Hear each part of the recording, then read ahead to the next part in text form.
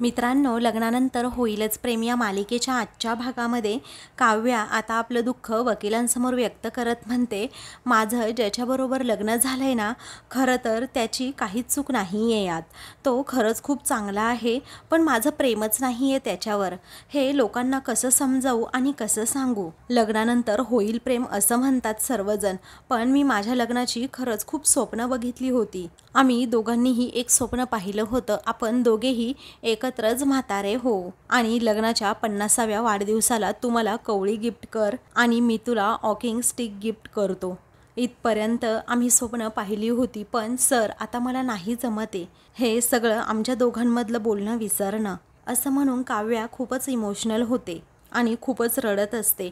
त्यावेळी आता वकील साहेब म्हणतात, जरा शांत व्हा, तुम्ही खूप इमोशनल झाला आहात. त्यावेळी काव्या म्हणते, सॉरी हा सर, मी जरा जास्तच इमोशनल झाले आणि जरा जास्तच बोलले. तेव्हा वकील साहेब म्हणतात की नाही, मला तुमचा प्रॉब्लेम आता समजलाय, पण तुमचा आत्ताचा नवरा खूप चांगला आहे आणि डिवोर्स घेण्यासारखं तुमच्याकडे आता कोणतं कारणसुद्धा नाही आणि यातून जर बाहेर पडायचं असेल तर एकच उपाय आहे, तो म्हणजे खऱ्याचं खोटं आणि खोट्याचं खरं करावंच लागेल. आता सरांचं हे बोलणं ऐकून काव्याला धक्का बसतो आणि ती विचारते, काय खऱ्याचं खोटं खोट्याचं खरं म्हणजे नक्की काय म्हणायचंय तुम्हाला? तर आता लगेचच सर म्हणू लागतात की तुम्हाला कोर्टामध्ये हे सांगावं लागेल की तुमचा नवरा हा शारीरिकदृष्ट्या खूप कमजोर आहे आणि तो तुम्हाला मूल देऊ शकत नाही, तो तुमची फसवणूक करतोय. आता हे सगळं काही पार्थबद्दल सांगायचं म्हटल्यानंतर आता काव्याच्या पायाखालची जमीनच सरकते. आता तिला मोठा धक्काच बसतो आणि ती शॉक होऊन अगदी वकिलांकडे पाहते. तर आता काव्या म्हणते, नाही सर, अहो पण आमच्यामध्ये असं काहीच नाही. तेव्हा ते म्हणतात, बरं आपण असं सांगूयात, बळजबरीने आणि मनाविरुद्ध लग्न लावलंय. तेव्हा लगेचच काव्या म्हणते, त्यावेळी परिस्थिती वेगळी होती आणि आत्ता परिस्थिती खूप वेगळी आहे आणि म्हणून तर मला डिवोर्स घ्यायचा आहे. तेव्हा लगेचच आता कोर्टाला ठोस कारण लागतं असं वकील म्हणतात. आता एक काम करा, तुम्ही सासरच्यांवर घरगुती हिंसा केल्याची केस टाका. हे ऐकून आता काव्याला धक्का बसतो. मग आता लगेचच वकील म्हणतात की त्यामुळे काय होईल की तुम्हाला लगेच डिवोर्ससुद्धा मिळून जाईल. त्यावेळी काव्या मनात विचार करते की पार्थबरोबर लग्न टिकवायचं नसेल तरीही मी हे सगळं अजिबातच नाही करू शकत, पण मी करू तरी काय, हा कोंडमारा तरी कसा सहन करू कळतच नाही आहे. पुन्हा एकदा ते विचारू लागतात, काय हो, काय ठरलं काय तुमचं, सांगा ना नक्की फायनल. काव्या म्हणते, सर मला डिवोर्स हवा आहे, परंतु अशी खोटी कारणे देऊन तर नकोच. मी असले घाणेरडे आरोप त्यांच्यावर नाही करू शकत, सॉरी, असं म्हणून ती पर्स घेऊन निघालेली असते. आता लगेचच वकील साहेब म्हणतात, मॅडम तुम्हाला जर काहीच पटत नसेल ना तर झालेलं लग्न ना तुम्ही मान्य करा. तर आता काव्या ही विचार करत राहते, तिला काहीही सुचत नसतं नक्की काय करावं. मग इकडे आता ऑफिसमध्ये रम्या आणि त्याचबरोबर पार्थ हे दोघेही येत असतात. तेव्हा ऑफिसमध्ये आल्यानंतर पार्थ म्हणतो, रम्या तू पुढे जा आणि मग मी येतो नंतर, जरा थांब, माझं काम आहे इथे. तेव्हा आता लगेचच रम्या म्हणते, असं कसं, अरे क्लायंट येतील आता, आपलं प्रेझेंटेशन आहे. तेव्हा तो म्हणतो, तू क्लायंट सांभाळ आणि डेडलाईन वाढवून मिळते का बघ. तेव्हा ती म्हणते, हो रे ते तर मी बघतेच, पण तू कुठे निघाला आहेस. तेव्हा तो म्हणतो की अगं एक मीटिंग आहे अर्जंट, मला जावं लागेल. तेव्हा रम्या आता हट्टीपणा करत म्हणते, पार्थ मी सुद्धा येते ना तुझ्यासोबत मीटिंगला प्लीज. मग पार्थ म्हणतो, नेलं असतं तुला, पण मीटिंग जरा पर्सनल आहे, तू क्लायंटला सांभाळ, असं म्हणून आता तो लगेचच तेथून जातो. रम्या ही विचार करते, नक्की कसली पर्सनल मीटिंग असेल याची. मग त्या गोष्टीकडे इग्नोर करत ती ऑफिसमध्ये जाते. तर आता इकडे काव्या ही लगेचच कॅम्पसमध्ये आलेली असते. मग आता पार्थ हा कोट काढून तेथे मस्त असा इन शर्ट करत तेथे एकदम गॉगल लावून आलेला असतो. तेव्हा काव्या लांबूनच त्याला बघते आणि लगेचच त्याच्याजवळ धावत जाते आणि म्हणते, ओ इकडे कशाला आलात तुम्ही माझ्या कॅम्पसमध्ये. तेव्हा तो गॉगल काढतो आणि म्हणतो, अरे वा मस्त कॅम्पस आहे हा तुमचा. त्यावेळी ती म्हणते, तुम्हाला काय करायचं आहे, माझा पाठलाग करत यायची गरज होती का तुम्हाला. तुम्ही घरी तर म्हणत होते ना आत्याला की काव्याने अभ्यास केला पाहिजे, तिची स्वप्न पूर्ण झाली पाहिजेत, आणि जसं माझं पाऊल हे घराबाहेर पडलं तसं आलात तुम्ही माझ्या पाठीमागे लगेच मागे मागे करत. तेव्हा आता पार्थ म्हणतो, मी तुमच्या पाठीमागे नाही तुमच्या पुढे उभा आहे. तेव्हा काव्या विचारते, सिरियसली. मग पार्थ म्हणतो, हो सिरियसली. तेव्हा काव्या आता लगेचच म्हणते, पार्थ तुम्ही ना खूप डबल स्टँडर्ड आहात. अहो घरात तर तुम्ही माझी बाजू घेत होतात, पण इथे येऊन तुम्ही सिद्ध करून दाखवलंच ना की तुमचा माझ्यावर अजिबातच विश्वास नाही आहे म्हणून. तेव्हा तो म्हणतो माझा विश्वास आहे. ॲक्च्युली झालं काय ना, मग आता त्याच वेळी आता काव्या म्हणते बोलूच नका काही. अहो वसवात्या म्हणाल्या होत्या ना घरामध्ये, काव्या क्लासला जातीये की कुठे दुसरीकडेच टाईमपास करायला जातीये ते बघायला पाहिजे. आणि तेच वसवात्याचं बोलणं ना तुम्हाला पटलं असेल, तुम्ही मनावर घेतलं ते बोलणं आणि लगेच आलात बघायला नक्की मी कुठे गेली आहे ते. तेव्हा ती म्हणते आर्किटेक्ट होऊन ना पार तुम्ही ना डिटेक्टिव्ह व्हायला हवं होतं, डिटेक्टिव्ह. मग आता तो लगेचच तिचा आय कार्ड तिला दाखवतो. तेव्हा ती गप्प बसते आणि म्हणते काय, हे आय कार्ड माझं तुम्ही चोरी केली ना याचा अर्थ पार्थ. तेव्हा पार्थ म्हणतो हो केली ना चोरी मी. अहो चोरसुद्धा मीच आहे आणि डिलेवरी बॉयसुद्धा मीच आहे. तिथे बेडच्या खाली पडलं होतं धूळ खात, ते रुमालाने व्यवस्थित स्वच्छ वगैरे पुसलं आणि लगेचच इकडे घेऊन आलो तुमच्याकडे. मी म्हटलं की तुम्हाला गरज लागेल म्हणूनच घेऊन आलो आणि तेही माझी कामं ना मी अर्धवट सोडून आलो आहे, समजलं. आणि हो मी डिटेक्टिव्ह नाही आहे, मी आर्किटेक्ट आहे, समजलं. जरा पुढच्याला बोलायची संधी द्या. पुढच्याचं बोलणं ऐकून घेण्याची ना तुमच्यात हिंमतच नाही आहे. आणि ना अधूनमधून असा बोलताना ब्रेक लावत जा, म्हणजे समोरच्याला समजेल की पुढच्याला काय म्हणायचं आहे. आणि काय म्हणे तर मी पाठलाग करतोय. मी पाठलाग करत होतो का तुमचा, आणि तुम्ही मला चोर म्हणताय का मला, असं म्हणून पार्थच आता तिला जा विचारतो. मग आता ती म्हणते सॉरी चुकून बोलले मी, मला माहीत नव्हतं तुम्ही हे घेऊन आला आहात म्हणून. तेव्हा तो म्हणतो मग माहीत करून घ्यायचं ना, कलेक्टर होणार आहात ना आता तुम्ही IAS होणार आहात ना, मग लोकांचे प्रश्न अगोदर समजून घ्यायचे असतात, त्यांचं काय म्हणणं आहे ना ते ऐकून घ्यायचं असतं आणि मगच उत्तरंसुद्धा द्यायची असतात. आणि आल्यावर तुम्ही जे काही माझं स्वागत केलं ना ते मला खरंच खूप आवडलं, असं म्हणून पार्था एकदम ऐटीतच शायनिंग मारत गॉगल लावतो आणि काव्याकडे पाहत तेथून जातो. तर काव्यसुद्धा आता ॲटिट्यूड दाखवते. त्यानंतर ती त्याच्याकडे पाहतच राहते आणि त्या आय कार्डकडे सुद्धा पाहत असते. तर संध्याकाळी आता पार्थ ऑफिसमधून घरी आलेला असतो, त्याला अकाउंटंटचा फोन येतो. मग तेव्हा आता लगेचच फोनवर बोलत तो बाहेर येतो आणि ठीक आहे असं म्हणून फोन ठेवतो. त्यावेळी आता लगेचच हॉलमध्ये जात जीवा तिथे बसलेला असतो. मग जीवाला तो विचारतो अरे जीवा तुला एक विचारायचं होतं, विचारू का. तेव्हा तो बोलतो काय झालं. मग आता पार्थ विचारतो अरे अकाउंटंटचा फोन आला होता, कंपनीच्या अकाउंटमधून काही पैसे तुझ्या पर्सनल अकाउंटमध्ये ट्रान्स्फर केले आहेत का. जीवा म्हणतो हो पैसे मी ट्रान्स्फर करून घेतले आहेत पर्सनल अकाउंटला, कारण की माझी खूप दिवसांची सॅलरी तेथे होती म्हणून म्हटलं की इकडे ट्रान्स्फर कर.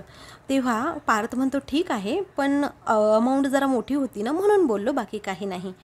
तेव्हा आता जीवा म्हणतो कामसुद्धा तेवढंच मोठं आहे. मग आता पार्थ त्याच्या शेजारी बसतो.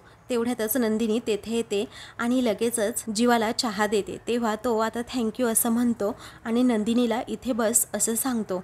तेव्हा नंदिनीला जरा धक्काच बसतो आणि ती पार्थकडे पाहून हसते आणि तेथे जीवाजवळ बसते. तर आता जीवाचं हे बोलणं नेमकं काव्याने ऐकलेलं असतं आणि ती रागातच जीवाकडे पाहते. त्यानंतर आता लगेचच जीवा म्हणतो तू एवढं जे काही चांगलं काम करतेस ना त्यासाठी तुझ्या खिशातले पैसे खर्च करण्याची गरज नाही, मी देत जाईन तुला पैसे, असं म्हणून तो तिच्याकडे पाहतो. आणि हेच ऐकून आता काव्याच्या पायाखालची जमीन सरकते आणि ती रागातच आता जीवाकडे पाहते. त्यानंतर तो म्हणतो मी पैसे देऊ शकतो, आत्तासाठी 2 लाख पुरतील का. आता नंदिनीला धक्काच बसतो आणि ती विचारते अहो 2 लाख पुरतील पण एवढे पैसे तुम्ही. मग आता तो म्हणतो डोंट वरी, अगं माझ्याकडे पुरेसे पैसे आहेत तुला सांगितलं ना, आणि एवढे पैसे तर कमवतोच मी, जेवढे माझे खर्च भागवू शकेल ना एवढे. मग काव्या अजूनच डोळे वटारून जीवाकडे रागात पाहते. फक्त बिझनेस ना दादा हँडल करतो म्हणून लागले की त्याच्याकडून मागून घेतो, बाकी काही नाही. त्यावेळी पार्थ म्हणतो हो ते जीवाचेच पैसे आहेत, त्याच्याच मेहनतीचे आहेत आणि त्याच्याच कष्टाचे आहेत. फक्त एवढाच प्रश्न आहे की त्याला कधी गरज लागत नाही ना पैशांची, म्हणून तो विथड्रॉ करत नाही. तेव्हा नंदिनी आता म्हणते हो अहो पण तुम्ही एवढे पैसे नका देऊ. तेव्हा जीवा आता लगेचच तो चेक आता नंदिनीला देतो. मग आता ती थँक्यू सो मच जीवा असं म्हणते. त्यावेळी आता नंदिनी म्हणते माझ्या देणगीदारांकडून मदत मिळाली ना मी तुमचे पुन्हा करेल परत. मग आता त्यावेळी जीवा म्हणतो असे पैसे परत करण्याची गरज नाही आहे, आणि असं समज की मी सुद्धा देणगीदारच आहे. तेव्हा काव्या आता लगेचच त्या दोघांकडे पाहत राहते की या दोघांची केमिस्ट्री किती छान जुळतीये आणि जीवा तर माझ्याकडे लक्षसुद्धा देत नाही. त्यावेळी आता नंदिनी तरीसुद्धा पैसे घेण्यासाठी काचरतच असते. तर आता पार्थ म्हणतो, अहो राहू द्यात, तुम्ही आणि तुमची संस्था एवढं छान काम करतायत तर राहू द्यात, काही हरकत नाही. त्यावेळी नंदिनी आता हसते आणि म्हणते, तुमच्यासारखे देणगीदार आहेत ना, म्हणूनच आम्ही अगदी छान काम करू शकतो. तुम्हाला आठवतं ना पार्थ, आपली भेटसुद्धा तुम्ही दिलेल्या देणगीमुळेच झाली होती. त्यावेळी आता लगेचच पार्थला ते क्षण आठवतात. मग आता आमच्या आनंद निवासमधली सगळी लोक खुश होती तो चेक बघून, असं आता नंदिनी म्हणत असते. मग आता पार्थ म्हणतो, हो आठवतंय मला चांगलंच. तेवढ्यातच आता पार्थला अचानक एक फोन येतो, म्हणून तो म्हणतो, एक्सक्यूज मी, मला महत्त्वाचा फोन आलाय. त्यावेळी आता नंदिनी म्हणते, मी चेक ठेवून येते हा, असं म्हणून ती तेथून जाते. तेव्हा काव्या लगेचच जीवाच्या समोर येऊन तेथे उभी राहते आणि मग लगेचच रागात त्याच्याकडे पाहत त्याला म्हणते, काय रे, तुझं मस्त चाललंय की रे जीवा, आणि आता तर खरंच तू नंदिनी जीवा देशमुखमधला जीवा शोभतोस. अरे खरंच ताईचा नवरा शोभतोस तू. तेव्हा जीवा घाबरतो आणि कुणी पाहत तर नाही ना, हे सारखं सारखं चेक करत असतो. त्यावेळी आता काव्या बोलायची थांबतच नाही. ती म्हणते, मोठा चेक दिलास की तू आता ताईला? अरे अगोदर ना तू फक्त मोठ्या मोठ्या बाता मारल्यास जीवा. मी तुझा आहे, तू माझी आहेस असं फक्त बोललास तू, आणि तुझ्या आयुष्यात दुसरं कोणीही आलं तरी जग जाळून टाकेन मी. नुसती आपली तू तेव्हा बडबडच केली. अरे आपण आयुष्यभर एकत्र राहूयात, सोबत राहूयात असं सारखा सारखा बोलायचास, आणि आता काय करतोय? आता आहे ना माझ्या आयुष्यात दुसरं कोणीतरी, ते बघून तुला त्रास होत नाही आहे का? तेव्हा जीवा म्हणतो, हे बघ काव्य, शांत राहा. मग आता ती लगेचच म्हणते, हे बघ, मी ना डिवोर्स लॉयरकडे गेली होते समजले, आणि मी सांगितलंय त्यांना की मला घटस्फोट हवा आहे म्हणून. हे ऐकून आता जीवाला मोठा धक्काच बसतो आणि तो आश्चर्याने काव्याकडे पाहतो. तेव्हा तो आता विचारतो, तू काय बोलतीयस, काय वेडेपणा करतीयस, तुला तुझं तरी कळतं का? जरा शांत हो काव्या. मग आता ती रागातच म्हणते, नाही जीवा, मी नाही शांत होणार आता. अरे तू कर तुझा संसार, मला हे लग्न नकोच आहे असं म्हणून ती त्याच्यावर भडकते. मग आता लगेचच तो म्हणतो, काव्या ऐक. तर काव्या आता लगेचच तेथून रागात निघून जाते.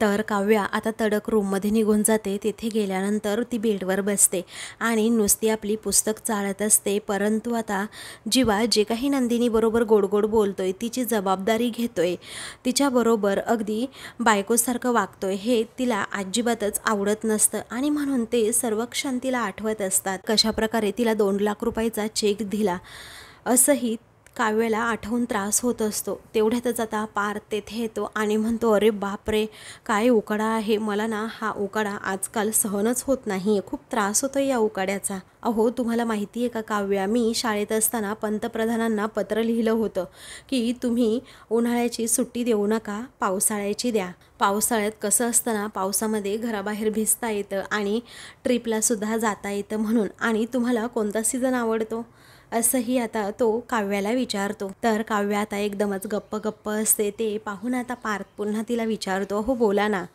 तुम्हाला कॉफी घेऊन येऊ का? अभ्यासाचा मूड नाही आहे का तुमचा? मग चहा घेऊन येऊ का? मग अजून काय घेऊन येऊ तुमच्यासाठी? बरं घरामध्ये आंबे आहे, मँगो मिल्कशेक बनवू का तुमच्यासाठी?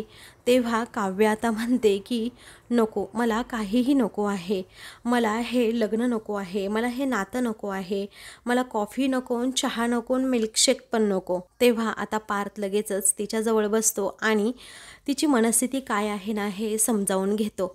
त्यावेळी तो म्हणतो, माझा एक ना मित्र होता, तो शाळेत असताना ना दर बुधवारी आमच्यासाठी दोघांसाठी चॉकलेट घेऊन यायचा. तो दर बुधवारी चॉकलेट का घेऊन यायचा ना हे मला माहीतच नव्हतं. काही वर्षांनी तो मला एका पार्टीत दिसला. मॅनेजमेंट गुरु होता. मग तेव्हा मी त्याला विचारलं, तू असं का करायचं? आणि मला सांगितलं की आठवड्याची सुरुवात करताना सोमवार मंगळवार ही वारी आठवड्याची सुरुवात करतो अगदी जोर लावून, हे बरोबर आहे, आणि गुरुवार शुक्रवार अगदी आनंदाने आपण घालवतो, कारण शनिवार रविवार सुट्टी असते ना म्हणून. पण हा बुधवार आहे ना, बुधवार तो काही संपत नव्हता, आणि याच बुधवारसाठी ना तो नेहमी चॉकलेट्स द्यायचा. आणि कसं आहे ना, त्या चॉकलेटमुळे तो बुधवार पार पाडायला आम्हाला खूप बळ मिळायचं. हुशार होता माझा तसा मित्र.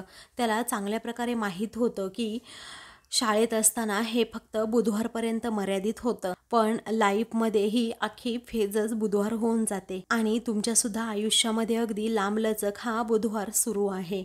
मी फक्त ना आता तुमचा चॉकलेट देणारा मित्र बनू शकतो. आय नो, मला माहीत आहे मी तुमचा मित्र बनू शकत नाही आहे, पण मी आहे, फक्त एवढं लक्षात असू द्या तुमच्या, असं म्हणून तो काव्याकडे पाहतो. तर काव्यासुद्धा आता पार्थकडे पाहतच राहते. हे पहा, काहीही झालं तरी आता अभ्यास तर करावा लागेल, आईची काळजी तर घ्यावी लागेल. आणि एक गोष्ट कायमच लक्षात असू द्यात की काहीही झालं ना तरीही मी तुमची मदत करायला अगदी तयार आहे. मग आता काव्या ही पार्थकडे खूप वेळ पाहतच राहते. पार्थच्या बोलण्यातूनच त्याचा समजूतदारपणा दिसत असतो. त्यानंतर पार्थ हा तिला एक रुमाल देतो आणि आपले अश्रू पुसायला सांगतो. तेव्हा ती गुपचूपच तो रुमाल घेते आणि अश्रू पुसते. तर पार्थला तिची खूप काळजी वाटत असते आणि तिच्याबद्दल वाईटसुद्धा वाटत असतं. त्यानंतर रात्री नंदिनी आणि जीवा झोपलेले असतात. तेव्हा नंदिनीला अचानकच आता खोकला सुरू होतो. ती पाणी घेण्यासाठी आता जाते तर तिला समजतं त्यामध्ये पाणीच नाही आहे. जीवा आता तेथे बनेलवर झोपलेला असतो. मग आता काव्याचं नाव तेथे जे छातीवर त्याने गोंदवून घेतलेलं असतं ते नाव तेथे दिसत असतं. पण आता जीवा लगेचच आपली कूस बदलते. नंदिनीच्या सहजासहजी ते नाव आता नजरेस पडत नाही आणि ती तशीच पाणी आणण्यासाठी किचनमध्ये जाते. तर दुसऱ्या दिवशी आता विक्रम हा नाश्ता करत असतो. मग पार्थ तेथेच सर्वांना गुड मॉर्निंग असं म्हणतो. नंदिनी आणि मानिनी दोघीही त्याला आता गुड मॉर्निंग असं म्हणतात. त्यावेळी आता लगेचच रम्यासुद्धा तेथे येते. मग आई डबा भरून झाला आहे का असं पार्थ विचारतो. तेव्हा ती म्हणते हो रे बेटा, पण तुला जी भाजी हवी होती ना ती जरा गरम आहे, 2-5 मिनिट थांबशील म्हणजे थंड होईल ते. पार्थ म्हणतो हरकत नाही आणि तोपर्यंत तो कॉफी पित असतो. तेव्हा रम्या आता म्हणते चल ना पार्थ, अरे मला प्रेझेंटेशनवरून नजरसुद्धा फिरवायची आहे, लवकर जाऊयात आपण दोघे पुढे, मग आता ट्रॅफिकसुद्धा लागणार नाही आपल्याला, असं आता रम्या म्हणत असते. त्यावेळी पार्थ म्हणतो काव्याला येऊ दे अगोदर मग जाऊ, त्यांना 5 मिनिट आहेत अजून यायला. त्यावेळी आता रम्याला राग येतो. मग त्यावेळी आता नंदिनी आणि लगेचच मानिनी या रागात रम्याकडे पाहतात. तर विक्रम म्हणतो मानिनी सगळं रेडी आहे ना गं माझा डबा वगैरे. तेव्हा ती म्हणते हो, फळंसुद्धा कापून ठेवली आहेत आणि एक काम करा आज ताक प्या, जरा खूप हीट वाढली आहे. त्यावेळी आता तो म्हणतो की हो. मग आता नंदिनी सगळं काही विक्रमला रेडी करून देते. त्यावेळी रम्या सारखीच म्हणत असते अरे पार्थ चल ना रे, जाऊयात ना आपण, काव्य येईल की नेहमीसारखी ऑटोने वगैरे, तू का तिची एवढी काळजी करतोस, ती येते ना ऑटोने. मग त्यावेळी आता वसूसुद्धा तेथे उभी असते आणि वसूचंसुद्धा हेच म्हणणं असतं. तेव्हा आता नंदिनीला मात्र राग आलेला असतो. तर विक्रम म्हणतो मी जातो बाबा पटपट ऑफिसला, कारण मला ना उशीर व्हायला नको. कसं आहे ना, ट्रॅफिक लागलं ना तर अर्धा तास मला पुढे सरकता येत नाही. त्यावेळी नंदिनी म्हणते बाबा तुम्हीसुद्धा त्याच ऑफिसला जातात ना सगळेजण एकाच. त्यावेळी आता विक्रम म्हणतो हो बेटा, आम्ही सगळे एकाच ऑफिसमध्ये आहोत, देशमुख अँड सन्सचं खूप मोठं ऑफिस आहे, तू पण येत जा ना गं नंदिनी कधी कधी. नंदिनी म्हणते हो बाबा, पण मला काय म्हणायचं आहे, तुम्ही रम्याला घेऊन का नाही जात पुढे, कारण कसं आहे ना रम्याला प्रेझेंटेशनवरून नजर फिरवायची आहे, त्यामुळे तिला आता तुम्ही घेऊनच जा. विक्रम म्हणतो की नाही सायड्या, बरोबर बोलली तू. तर मानिनीला आता समजतं की दिनीने बरोबर युक्ती लढवली. त्यावेळी ती तिच्याकडे पाहून गालातच हसते. पार्थ म्हणतो हो रम्या तू जा आणि कॉन्फरन्स रूमना लवकरात लवकर रेडी ठेवायला सांग, चालेल ना. मग आता रम्याचाही नाईलाज होतो, कारण विक्रम तिला खूप फोर्स करतो आणि टिफिनची बॅग तिच्या हातात देत तिला म्हणतो चल मलाही तेवढी कंपनी होईल. मग रम्या रागातच पाया आपटत तेथून जाते. तर वसूचा सुद्धा मूड ऑफ होतो आणि ती तेथून जाते. त्यानंतर नंदिनी तिच्याकडे पाहून हसते. तेव्हा मानिनी म्हणते हुशार आहेस हा नंदिनी तू. मग नंदिनी नुसती हसतच राहते. काव्या ही आता तयार होत असते आणि तिला ऑलरेडी खूप उशीर झालेला असतो. मग आता ती सारख्या एक एक वस्तू विसरत असते. एकदा पुस्तकच विसरते, पुन्हा घेते, त्यानंतर आय कार्ड विसरते आणि पुन्हा मागे येत म्हणते आय कार्ड तर अजिबातच विसरायला नको, नाहीतर पार्थ येतील लगेच पाठी करत. मग आता ती निघालेली असताना तिला समजतं फाईल राहिली आहे. मग आता ती पुन्हा मागे येते आणि फाईल घेत म्हणते की कळतच नाही या काव्याचं ना काही खरं नाही. इकडे पार्थ हा ऑफिसला निघालेला असतो, पण तो काव्याची वाट पाहत असतो. काव्य अजूनही आलेली नसल्यामुळे तो सारखा रूमकडे पाहतो. नंदिनीने आता ॲपल कापलेलं असतं आणि काव्य कधी येते याची ती वाट बघत असते. मग मानिनीला ती म्हणते, पहा ना काव्य अजून बाहेर आली नाही. तेव्हा मानिनी म्हणते, हो ना आली नाही अजून बाहेर. नंदिनी म्हणते, थांबा हा मी तिला बघून येते. त्यावेळी आता मानिनी म्हणते की नको बेटा तू नको जाऊस, कारण ती जरा चिडेल मग, कारण तिला असं वाटतं मग आपण ढवळाढवळ करतो की काय, आणि उगीच सकाळी सकाळी चिडचिड नकोच, त्यामुळे तू इथेच थांब येईल ती. आणि मग मानिनीचं लक्ष पार्थकडे जातं, तर पार्थ डोकावून रूममध्ये पाहत असतो. तेव्हा मानिनी लगेच नंदिनीला दाखवते. मग आता त्या दोघीही हसतात. तेव्हा पार्थ विचारतो, काय काय झालं काय हसायला. त्यानंतर काव्या तिथे येते, तर पार्थ तिच्याकडे पाहतच राहतो. ती आता म्हणते, ताई मी निघते. तर नंदिनी म्हणते, मी तुझ्यासाठी एवढं ॲपल कट केलं आहे, अगं थोडं तरी खाऊन जा. मग आता ती म्हणते, मला जाऊ दे टेस्ट आहे माझी. मग आता नंदिनी म्हणते, पार्थसोबत जा. पार्थ घेऊन जाणार ना हो. तेव्हा आता पार्थ म्हणतो की हो मी बाहेर थांबतो, या हा तुम्ही काव्या पटकन. त्यावेळी आता लगेचच नंदिनी तिला एक फोड का होईना खायलाच लावते. तर काव्य आता धांदरटपणे लगेचच तेथून जाते. मग आता नंदिनी विचारते, जाईल ना आई ती पार्थबरोबर. तेव्हा आता मानिनी म्हणते की माहीत नाही, आज नाही गेली तरी उद्या जाईल, आणि लग्नानंतर होईलच ना प्रेम. मग त्या दोघीही एकमेकींकडे पाहून हसतात. तर आता मित्रांनो, पुढील भागामध्ये काव्याचं जे नाव छातीवर गोंदवलेलं असतं पार्थ ते काढण्याचा प्रयत्न करत असतो. त्याचवेळी आता बरोबर नंदिनी तो क हा शब्द पाहते. त्यावेळी नंदिनी विचारते, मला सांगा आता, मी सॉरी तुमच्या त्या छातीवर पाहिलं एक क नावाचं अक्षर, खरंच तुमचं एकतर्फी प्रेम होतं की तिचंही तुमच्यावर तेवढंच प्रेम होतं. मग आता जीवाला काय उत्तर द्यावं ना हेच कळत नाही.